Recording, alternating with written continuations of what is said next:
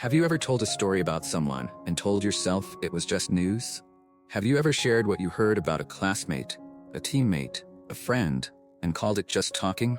But somewhere underneath, you knew the story was not yours to tell. And slowly, without knowing exactly when, the people around you stopped trusting you with the things that mattered. This is the story of Noah, and the day an old woman gave him a bag of feathers and changed what he understood about his own voice. Noah was 17, and every afternoon he sat at the corner wall outside the sports shop, where boys from school gathered after the last bell. He had learned early that knowing things others did not know made the group lean toward him. At 17, that lean felt like everything. When Noah had something to share, he would lower his voice and lean in, not because he needed to be quiet, but because the whisper told everyone that what he was about to say mattered. The others would tilt toward him. That pull was what he was chasing. When a classmate walked past without acknowledging him, Noah watched him go, then turned to whoever was beside him and said, "You know what I heard about him, right?" He filled the sting of being overlooked with someone else's story. The group looked at him again. At night, he replayed the day's conversations in the dark, adding details, sharpening edges. His homework sat untouched on the desk. The rush never lasted. The group would lean in, then someone would check their phone, someone would stand up, and Noah would be left on the wall alone. The attention dissolved before it could settle. Then came the moment that cracked something open. Noah was mid-sentence, telling the group about a teammate's father, when two of the older boys exchanged a look. One of them changed the subject. Mid-sentence, as if Noah had not been speaking. He kept talking, but his voice sounded thin, even to himself. A week later, he walked up behind two classmates talking quietly. The moment they heard his footsteps, one said under his breath, "Don't tell him." They turned around with normal faces. Noah laughed with them, but walking home that night, one question sat in his chest and would not leave. Why are they pulling away from me? Slowly, without argument, things continued to shift. The teammate whose trouble Noah had shared stopped sitting beside him at training, stood up and moved when Noah sat down, without a word. The classmate he had spoken about looked through him now, the way you look through glass, and not at it. Something in Noah had stopped believing it was nothing. One afternoon, a woman walked past the corner wall while Noah was mid-story. She was old, unhurried, carrying nothing. Several boys nodded at her with quiet respect Noah had never seen them give anyone. The group's attention shifted toward her the way sunflowers turn without deciding to, and Noah felt the pull leave him. Her name was Ruth.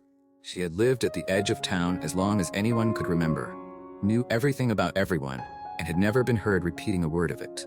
Her silence was not emptiness. It was shelter. Noah followed her. He told her about the teammate, the teacher, the things he had heard. Ruth said nothing. Then she asked quietly, "Do you know why the ones you talk about don't talk to you anymore, Noah?" He had no answer. The next day, Ruth took him to the open field at the edge of town. Wide sky, steady wind, no walls, no phones. She held out a small cloth bag full of white feathers. She told him to open it and let them go. Noah tipped the bag and watched the feathers lift. Some rising fast, some drifting sideways, scattered in every direction. It felt effortless. It cost him nothing. Then Ruth said, "Now collect them. Every one." Noah looked up. The sky was empty. The feathers were gone, carried too far, in too many directions, impossible to follow. He stood very still. "But I never meant to hurt anyone," he said. "I was just talking. Everyone does it." Ruth looked at the empty sky. "The feather does not know where it lands," she said. "Neither does the word. Intent is yours. Consequence belongs to everyone else.